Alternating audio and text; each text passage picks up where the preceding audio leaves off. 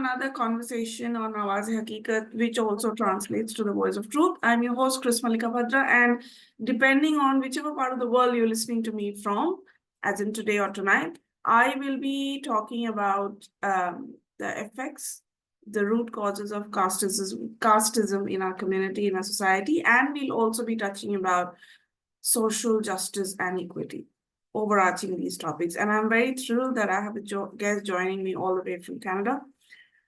I am joined by Barnik Datta, and I would like to introduce him in his words. So in Barnik's words, he represents the common man who is trying to make sense of the ever-complicated world we live in. 12 years of professional life provided him with the opportunity to work with a diverse set of stakeholders, courtesy of his job roles and industries that he has worked in, which include advertising, public servant, administrative roles, and digital marketing as well. Being a people person at heart, Barnik takes interest in being an active, responsible member of his community. He has volunteered and helped run election campaigns in India and Canada.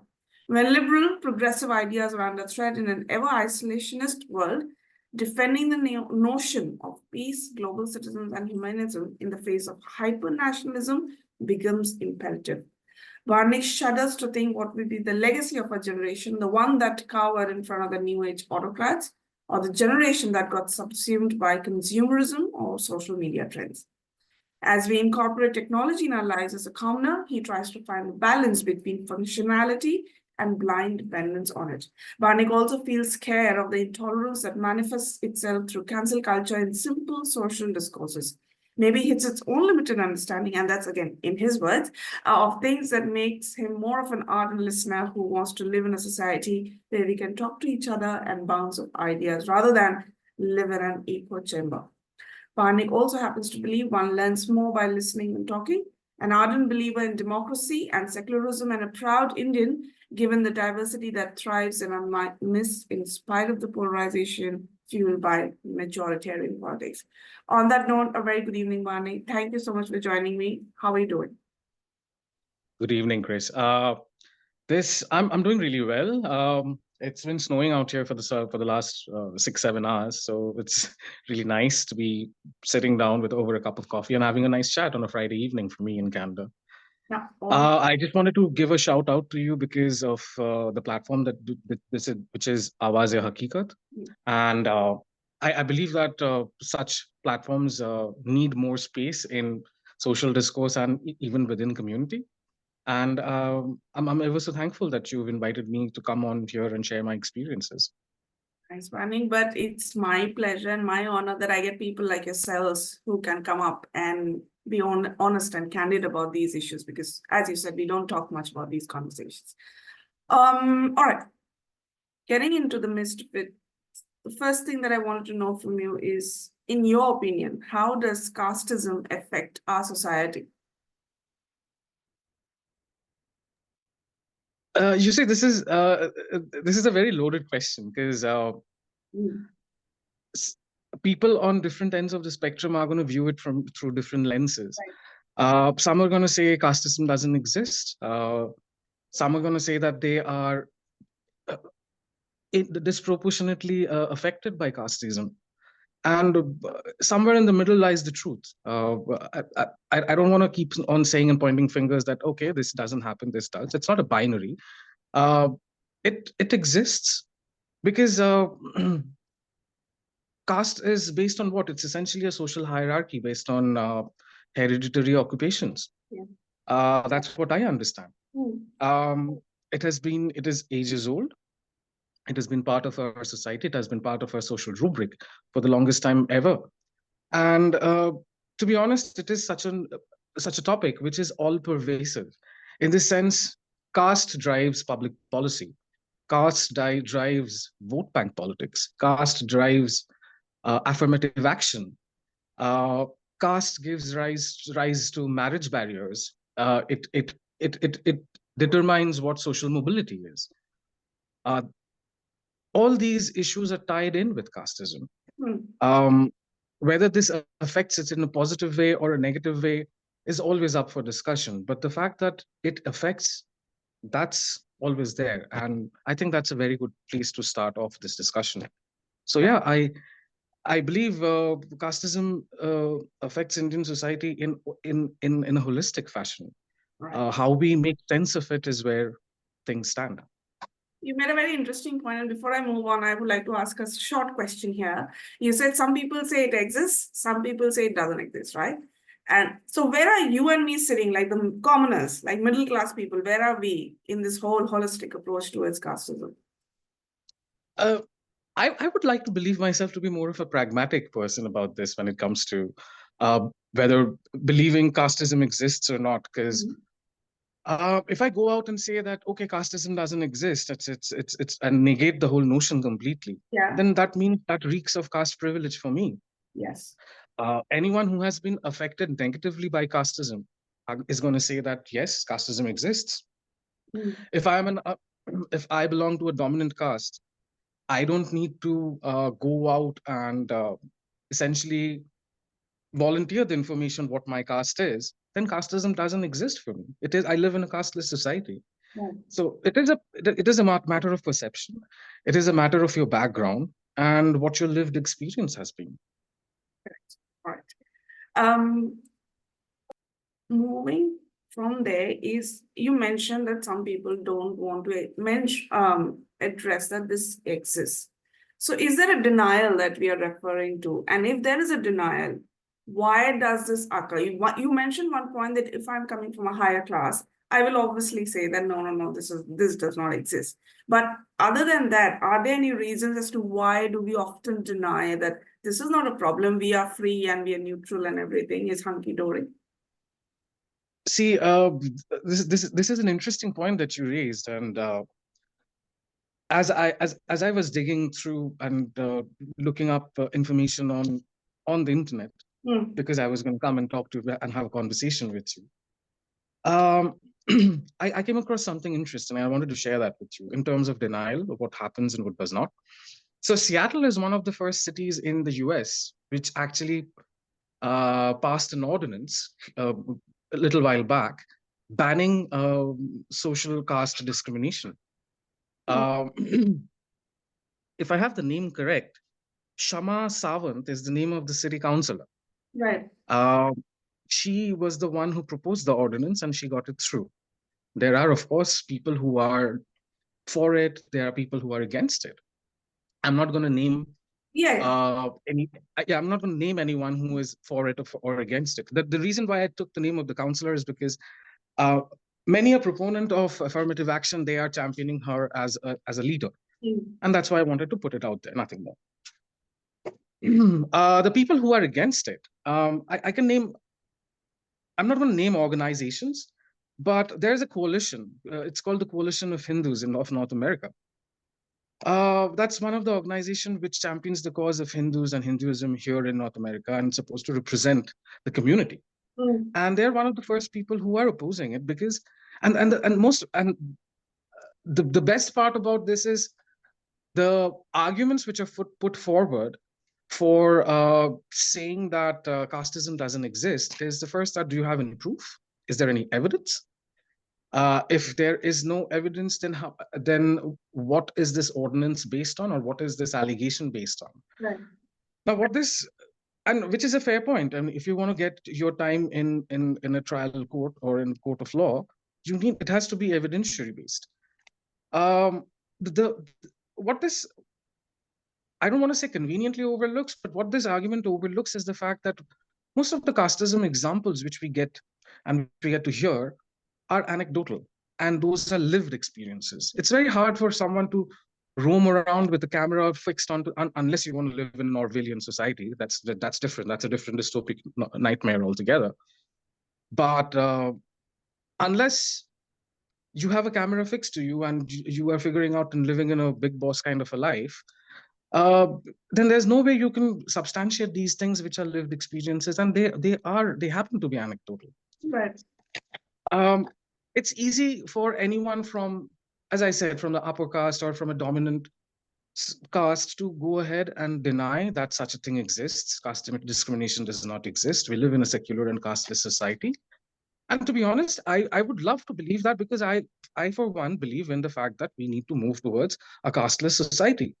I happen to be a believer of the fact that, okay, if the baseline argument was that hereditary occupations are the reason of how caste got divided, and that's a logic that's always put forward in front of us, then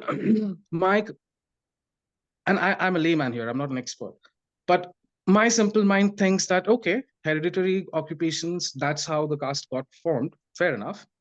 Now, in 2024, people don't stick to the hereditary occupations only. There is job mobility. Then what is the need for the caste system then? Yes. I understand that our run-ins with caste system primarily would happen especially if we are from the upper castes or the dominant castes. Our run-ins are going to happen only at few times in our lives. Maybe if you're applying to a government college, when you're applying for government jobs, or for marriage. Other than that, as a privileged member, I wouldn't have much of a run-in. Does that mean discrimination does not exist? Okay, so I want to take this one step further and peel off another layer. People keep on saying that there's no evidence. I want to talk about a little bit of data or a little bit of evidence. So evidence I want to talk about is first from NCRB data, National Crime Research Bureau data from 2022, and I want to cite them. So there were 57,582 cases registered for crimes committed against scheduled castes in 2022. That was a 13.1% increase over 2021. Out of those 57,000 cases, and these are only the ones that got registered in a police station. I'm not even going to go, it's a different conversation, how many does not get reported. 1,735 cases got registered against only SCs. That was only based on insults or attempts to berate someone based on their identity. That's 1,735. Interestingly, there were 305 cases as per NCRB to 2022 for people who got denied access to use public spaces. So if denial to use of public space is not based on certain kind of discrimination against, and if that is only affecting a certain people from certain castes, certain backgrounds, then it raises a question. And I was just talking about the scheduled castes, the scheduled tribe, that figure stands at 10,064 cases for 2022, and which had a 14.3% increase on 2021 year on year. So if people want to talk about, okay, give me evidence, so I can only support this data. That's where I would rest my argument for this. The numbers are really, they're telling a story of their own, Barnik. But one thing I want to ask is, if it's a year-on-year increase, as you mentioned from NCRB's data, we are in 2024, we claim that we've become modernized, we are walking towards modernization. Why is this number going higher and higher? Shouldn't it be the other way around? Can I ask you to repeat the question? I'm sorry. Yeah. Based on the data that you mentioned, the numbers are going higher and higher, right? The discrimination against these other classes, which shouldn't have been the case. But we mentioned that we are in the 21st century, it's a modern era and all of that jazz. Then shouldn't be the numbers going down? So aren't we stuck in a bit of a dichotomous situation here? I agree.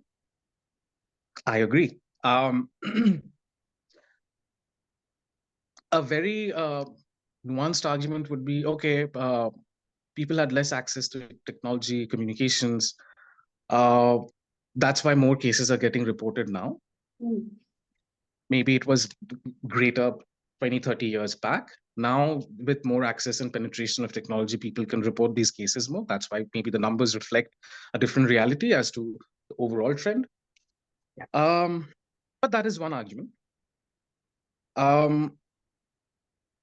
It is kind of counterintuitive because ideally we should be moving away from this, and that's the reason people keep on talking about the fact that affirmative action, It was supposed to end in 10 years. It's been 70 years. We're still talking about it. It's still here. Why do we need this? I think that we need this because these atrocities are not going away. People are not walking away from the reality that maybe these caste-based stratification of society is not something which is going to work in a post-industrial revolution society. Post-modern society where technology and IT and artificial intelligence and what are we still talking about? But somehow it still does. I'll cite one example. We all have friends who work in the Silicon Valley. And this is again going to be anecdotal, but we are not here to prove anything in a court of law. I have a friend who works as a solutions architect. And he or she has been there in Silicon Valley for the last 10, 12 years, quite experienced, quite mid-managerial level. And she's from a dominant caste. I'm mentioning her caste because of the context of what we are having a conversation about. She has multiple times told me about this, that marriages, appraisals, performance evaluations, promotions, and even being friends and having a social circle at work, that is driven by caste politics, even in Silicon Valley. I was shocked. Yes. I was shocked when I'm hearing people who earn more than $250,000 a year, who are highly educated, and who are driving the next phase of human development, essentially, and they can still believe in these things. So then I started thinking, okay, is there no positive correlation between the fact that more the education, more the enlightenment is going to help with us crossing these obstacles eventually? I guess not. I don't have the answer to this. I'm not an expert again, but these are anecdotes that I'm saying because with upward mobility in terms of socio-economic things, this is supposed to subside. Yet always the argument comes back to the fact that we want to have an education system. We want to have a society which is only based on meritocracy, which is absolutely fair. But meritocracy can only be brought in when everyone is at an even keel. Yes. We're not at an even keel. There are generations and thousands of years of generational trauma, degradation. How do you overcome that? So, yeah, it is counterintuitive, but it's not going away. It's here. We need to tackle it with the tools that are at our disposal at present, and look at it from a modern perspective and figure out how this fits in our modern society. You just can't brush it under the carpet, is all I'm saying. Oh, you can't, but I'm going to have to come back to you later on how do we adjust it in a way that can be incorporated into a modern society, because that's going to be something which will require a lot of unlearning, is what I like to believe, because we have come up with so much of baggage, even when people like you and I who are overseas for a while, X number of years, and as you mentioned your friend's case, I was shocked to hear that people who are there and who are earning so much of money, working for the next development era, are still governed by something as casteism. So I don't know what is the solution. But from there, the next question that I want to ask you is about institutionalized casteism, Barnik. Like, what happens, or how does the presence or absence of caste affect universities, academia, and, as you mentioned, our workplaces even?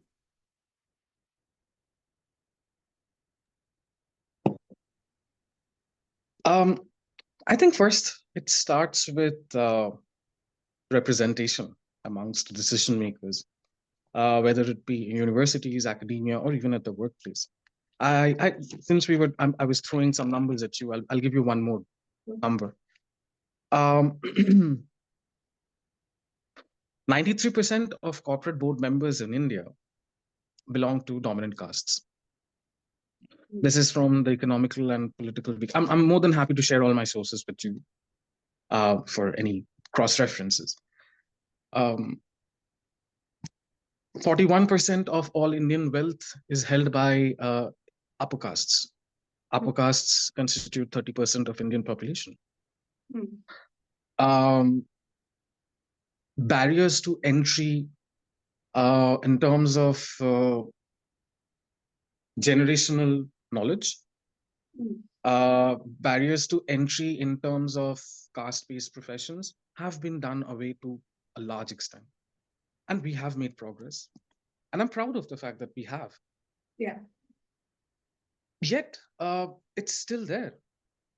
It is still there. The amount of scholarly articles which are published by people from the so-called lower castes, those numbers will speak for itself. Proof is in the pudding, so they say. What I keep on thinking about is the fact that generational inequality hampers competitiveness in an open market competition, and that is something which we need to acknowledge. Casteism in academia, casteism in universities, to the extent that I have witnessed, and I've been very lucky because I've been brought up in Calcutta. I've gone to University of Calcutta, Jadavpur University. I couldn't figure this out because that's not a conversation which you have in Calcutta. Call it privilege, call it upper caste privilege, call it left intelligentsia privilege. I don't know what, but it's not a conversation that I ever had to have. But it's always there because I cannot look beyond the fact that so many people, so many students have faced discrimination in hostels, in the IITs, in the IIMs, in so many other places. And that doesn't go away.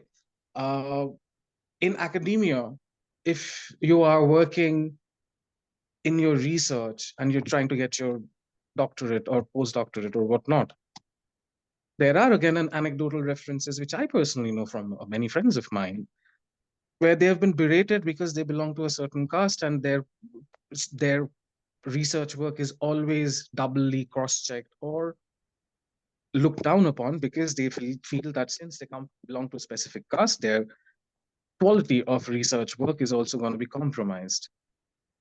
That's a direct correlation that has been inferred, not stated out loud. How does that how does a caste relate to someone's intellect or hard work or the amount of brain work they're able to put in? How are these two connected in the first place? I don't know. Neither do I, and I don't think there's any scientific data to back it up. I think it's most about social convictions people have, and sadly, the social convictions don't go away just because someone belongs to an academia. It's something more ingrained in us, that kind of discrimination. And I think what it entails is essentially, if you belong to a certain low caste, or if you've benefited from affirmative action, then that means you were able to get into a better college or a better university in spite of scoring lower marks. So essentially, at a standardized test, you scored lower, yet because of affirmative action, you got through. But you are not as good as anyone else from the general category. And these are conversations I have heard. I was prepping for UPSC at one point of time in my life, or for government exams in India as well. And these are the kind of conversations I could always hear around me from fellow students, fellow competitors. Yeah. So, yeah, even teachers there, I'm sorry to say, even teachers there used to say, okay, so if you're a general, then you need to know that such and such is going to be a cutoff. If you're not, if you're from this category, then such and such is going to be a cutoff. And again, the sneering and the jeering starts. Oh, you guys can get through with whatever. And I've heard this. I belong to the general category. I know what I have had to go through to qualify for anything or not. But these are my lived experiences. I don't have any camera proof for it. Of course. But again, here comes a point for debate, if I will, Barnik, you know how we have reservations, right? For certain classes, there are reservations. So now the people who don't have a reservation will have something to quotes and quotes complain that, oh, you have a reserved spot. You have it easy. We have to file it just like 10 other people. And given the populous country that we are, so they often see the reservation as someone already one step ahead in the race. How do we counter that argument?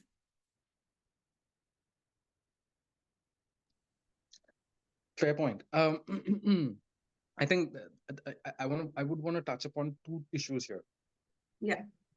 One is the fact that what came from the Mandal Commission and how reservations cannot exceed.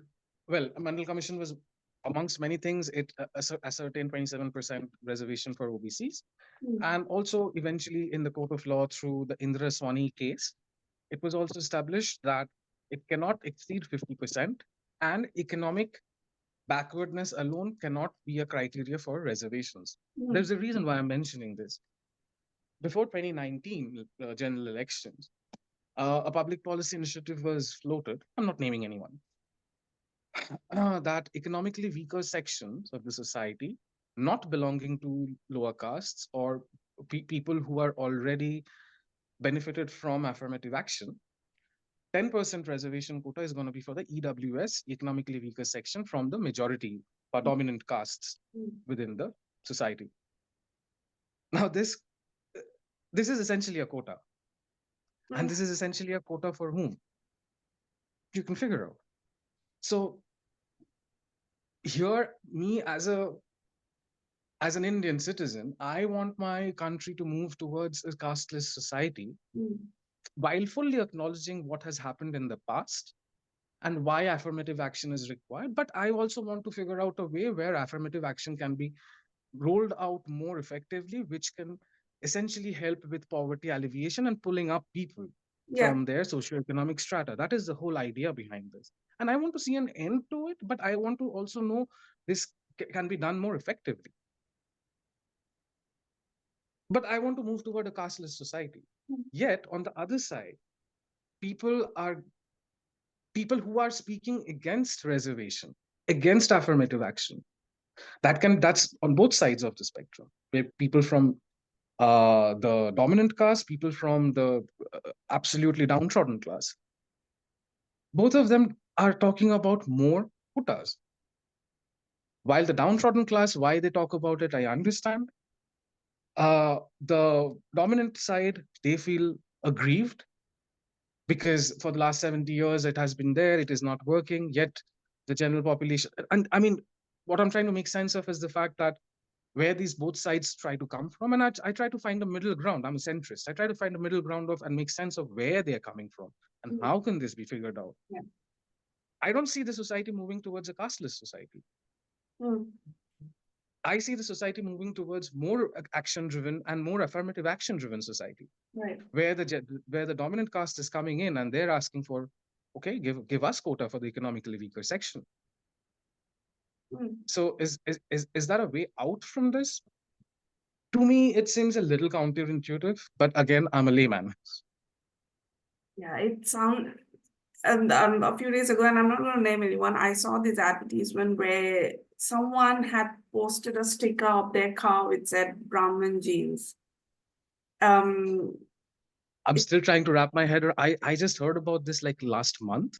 Somewhere on the social media, someone said like, oh, this is Brahmin genes. And I'm like, wait, what is that? Is that a new thing that we are using? And people were divided left and right. Some were for it, some were against it. And I was confused, as you said, in the middle, that why do we need it? Do we really need to proclaim? I mean, how is my genetic structure related to my accomplishments? I still am trying to make sense of it, but in sense of time, probably we can come back to this probably next year, because this has to be a periodic conversation, not a one-off conversation. Absolutely. In respect of time. You know, I have two interesting questions. I'm balancing which one to ask you. All right, okay. When I was doing my research to put up the questions for you, Barnik, I kind of found that many people still argue that casteism is a colonial construct from the times of imperialism, and therefore it's not inherently Indian. Do you agree with that mindset? I mean, I find certain ounces of truth to it because a colonialist regime um, coming from the West, who are completely alien to our society and our culture and our traditions, they try to make sense of what it is, how the society functions, and to try to put it. Maybe it's not completely accurate. There are misinterpretations. Certainly, there are many instances of our texts, of Hindu texts being misquoted or misinterpreted.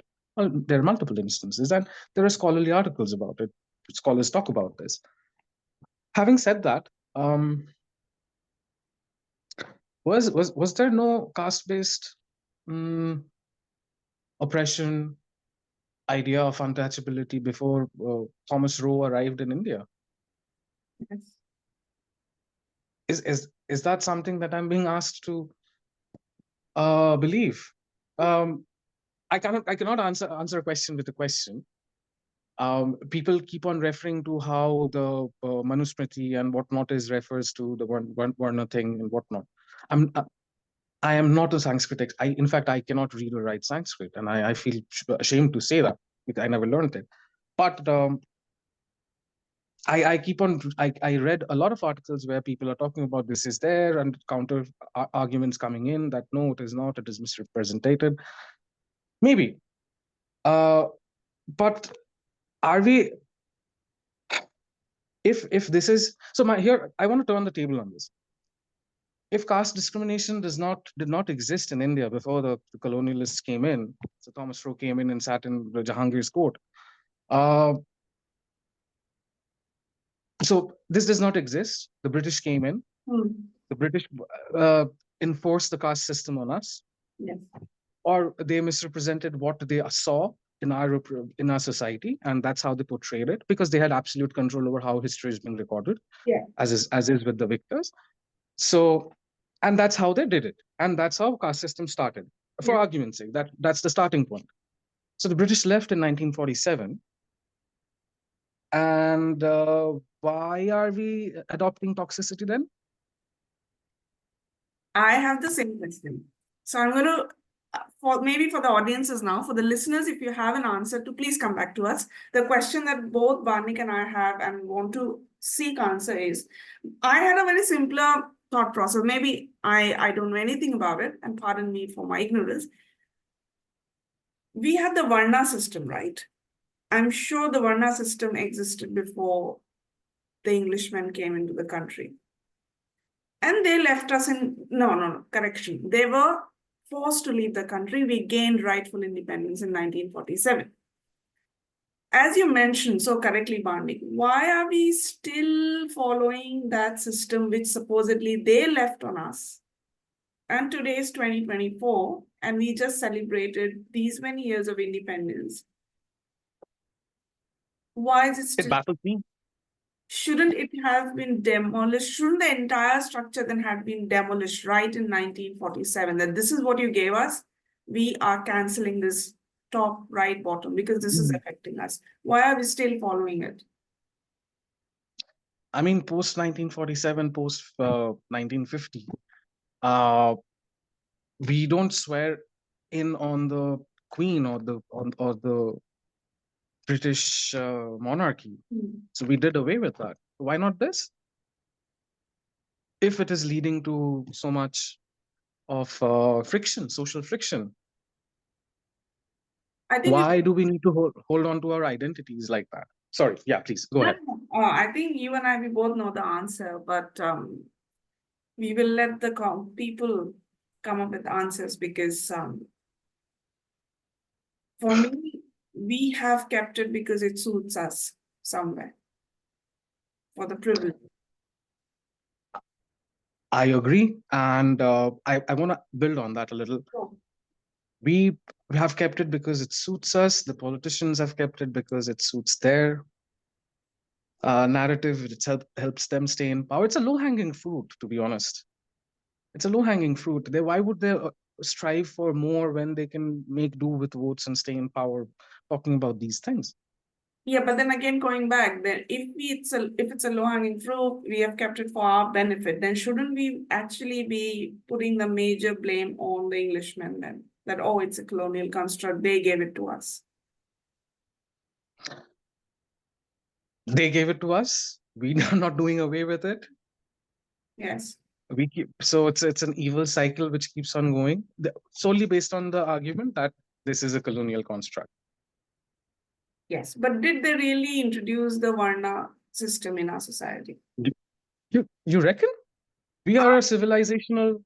I am just trying to have a very open, clean slate here, for argument's sake.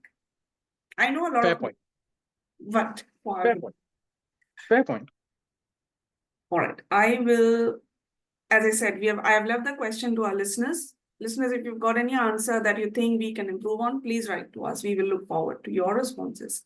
Barnik, moving on to a little in our generation's time is casteism in South Asia too in 21st century. Is this a gender neutral issue, or in your opinion or your research or whatever, does one gender get more affected than the other?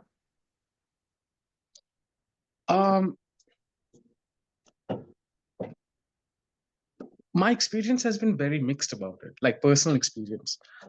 Intuitively, I can say that, of course, it's not a gender neutral issue because we're talking about discrimination. And whenever we're talking about discrimination, if there is gender discrimination at the very baseline and you build more things on top of it, then whosoever is at the bottom, so it's not gender neutral. I want to talk about, but I want to talk about a friend of mine, her story. She's from Agra, and a small town girl. I met her while I was in Delhi. Amazing girl. She was doing wonders, corporate job, worked on herself, completely turned her life around. So proud of her. Moved out of India, went to Europe for masters, did her masters, got a job, settled in France, married, and settled professionally, settled personally, and doing amazing. I'm so happy for her. One day she comes to my house, and I was supposed to help her with her SOP, writing her SOP, statement of purpose. So we sit down and we're talking about what to write, and I'm trying to tell her that, okay, let's make it more organic. So let's talk about let's talk about things which has inspired you to come out from your background, come out from your city, and strive and dream about so much things. So tell me, and let's share these with the college and the universities that's relevant. So she starts talking about it, and one of the incidents that she speaks about. So her parents strived really hard to send her to a convent school in Agra. She went to a convent school. She had friends there. Good experience. I think this was in middle school, eighth or ninth standard. I keep on forgetting. She narrated the story. So she had gone to a friend's birthday party, and everyone was given food. They all had fun. But later she realized that she was given food in a different kind of utensil. Okay. So others got it in bone china. She got it in a steel thing. And she had to keep her used utensils in a different part of the room. She didn't realize. She came back home, she asked her parents, and later on, after she grew up, she realized what was happening because that happened a few more times.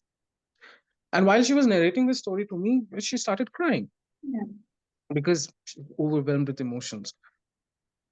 And I was awestruck because this is not an experience that I have ever faced. I've not seen something like this in school. I've grown up in Calcutta.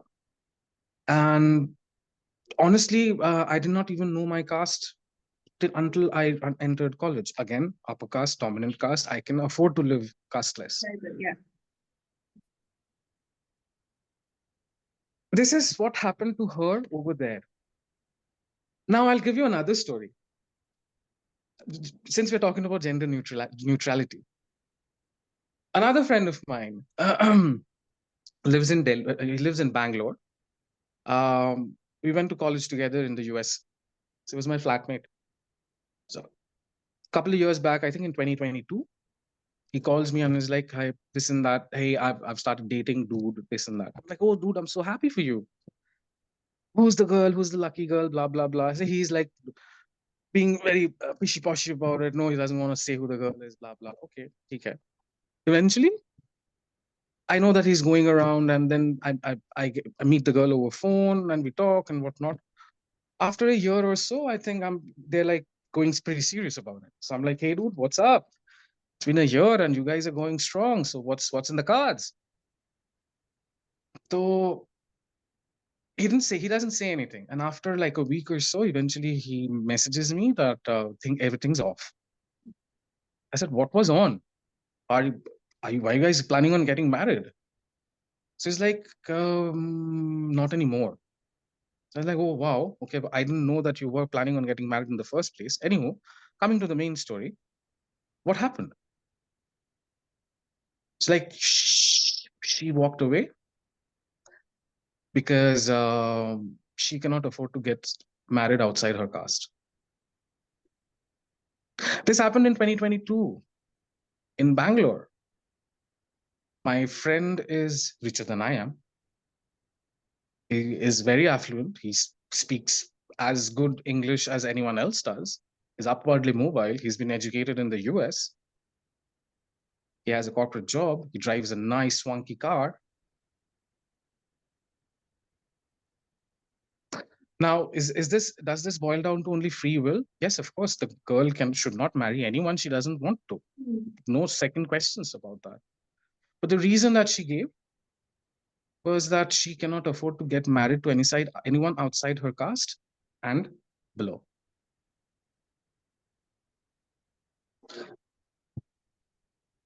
So, is it gender neutral? Maybe. But I feel, of course, it's not gender neutral because a poor woman from a lower caste society, the kind of discrimination she will face is going to be a little different than what a poor man from a dominant caste is going to face. Is there any way for me to quantify this? No, it's a very qualitative thing. Yeah. Because when I posed this question, I was thinking more of, are these women, I know it doesn't really matter when it comes to sexual harassment, but are these women more susceptible to sexually being harassed rather than maybe a woman who, as you mentioned, more privileged? But again, I don't think they are connected. I don't as well, but I definitely feel that there is this conversation and this topic lies right at the heart of the intersection where gender, socioeconomic backdrop, and caste intersect. Yeah. I wanted to seek your opinion on another intersection, Barnik, which is caste and patriarchy.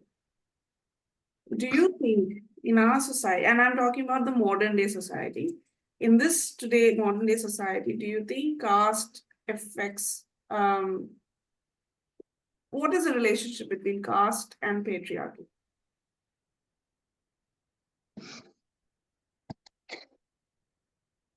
It's to me, what it feels like that the common knowledge that flows, the common knowledge around caste system and how values get built in a family, that gets driven by the male dominant uh, side of reasoning, male dominant logic which flows through any familial setup for Indian society. Does that only mean patriarchy for me? To be honest, I'm a little confused on this point, to be honest. But what I do get clarity is the fact that patriarchy is something which is gonna drive all kind of social adaptation, social adoption of any liberal value mindset. And patriarchy is going to be there's going to be considerable pushback on that front. Yes. just thinking out loud here, to me, I think a good example of how patriarchy is driving caste conversation can be based around a little bit of honor killing.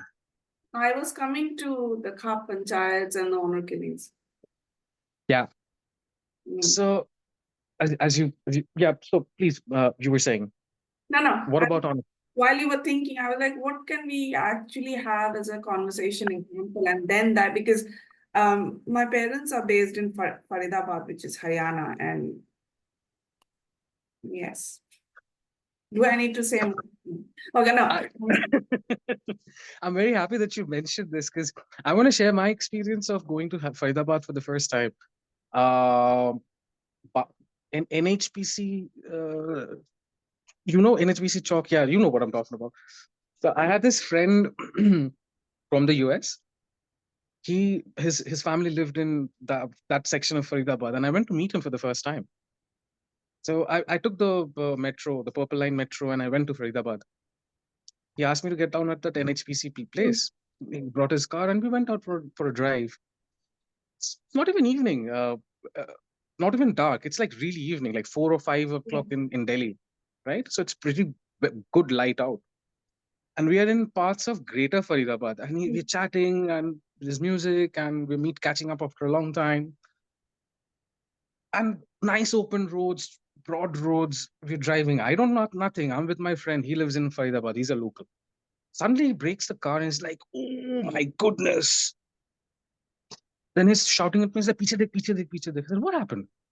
He's like, "Is there anyone behind us?" I turned around. It's like, "No." He's like, "We need to turn the car around and we need to get out of here." I'm like, "Dude, what happened? Why are you reacting like this?" It's like, "If you see any car, just point out to me. We need to get the hell out of there." 5 minutes, 10 minutes later, we drove out, went to some other place, and he's like, "You have no idea. We had gone to a section of a Greater Faridabad. I am at fault because I know the place. Had we been roughed up by any of the local community people there, you're gone." And that's what he said. And I'm like, is that for real? Like, this is NCR. He's like, "Yeah." I've been told, like, I only go there for a month. You know how we get our leads and stuff like that, right? I've been told by my dad that if you see a car which has good Jat written at the back or Gujjar written at the back, do not mess with them. Because, yeah, as your friend said, do not mess with them. So, and deep into the deeper sections, I don't know if you've seen that movie called NH49, which had Anushka Sharma. It came out a few years ago. Right. I've not seen the movie, but I've heard about it a lot. So I think that the whole setup of honor killings is very much about this intersection that we are talking about, caste and patriarchy. Like, how dare you move ahead or outside of a family and marry someone because Right. you love that person? Correct. And who is carrying out all these honor killings? Women are not. Somewhere I think women do too. Oh, sure. And I stand corrected on that. My sense of honor killing was the fact that how dare you go out of the caste? How dare you go out marry outside of the community? And that doesn't matter. This honor killing thing persists even among dominant castes, even among lower castes as well to an extent. Yeah, I think it just takes a different form based on which community you're talking about. Exactly. The manifestation looks different. Yes, correct. Barnik, one last question is, you and I both are living in developed countries. You and I we are living in a place where we have got this free air to talk about anything we want, right? How does the discussion change when you have two NRIs talking about caste outside of the country versus people going through that problem within the country? How does the narrative change? Think it's an interesting question. The reason why I say this is because this question got me thinking, and I actually realized what kind of a bubble even I live in. And thank you for the question, because what I realized is the kind of conversations that I have had around caste-based discrimination back home is very similar to the kind of conversations I'm having here as well. Because the proponents of any discrimination or the defenders of any discrimination are putting forward the same kind of points. And people who are talking for either affirmative action or at least acknowledging that the fact that the discrimination exists, they come from they possess a certain kind of ethos and certain kind of value system and how they look at life. And that seems to be very constant and consistent. Having said this, as I was mentioning, see, I live in Toronto, and I think last year, 2023 was the year that the Toronto District School Board had to officially acknowledge that casteism exists within the school system here in Toronto. I saw that in the news somewhere. When I go out and ask people about this, no one is facing this individually. None of the people I know, none of my friends' kids who go to school here, they have faced it individually. None of them have. Yet that exists, and the government is taking notes against it and trying to build in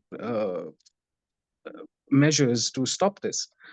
I think what irks me the most is the fact that this dignity of labor, the thing that is so championed in developed countries, because no kaam chota nahi hota.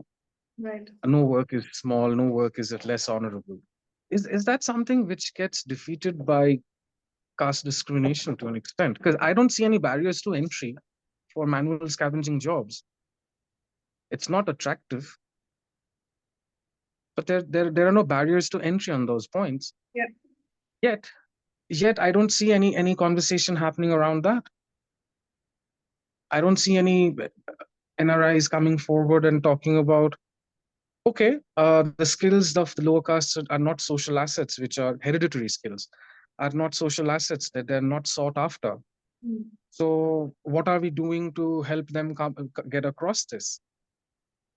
There was a certain, I think I was hearing JSI Deepak. He's one of the guys from from a specific ecosystem. And I like what he has to say at times. I don't have to agree with him, but I like what he has to say. And he helps me to think. He mentioned the fact that why don't you look at affirmative action as a reparation for generations worth of trauma and indignity? I don't hear that happening here.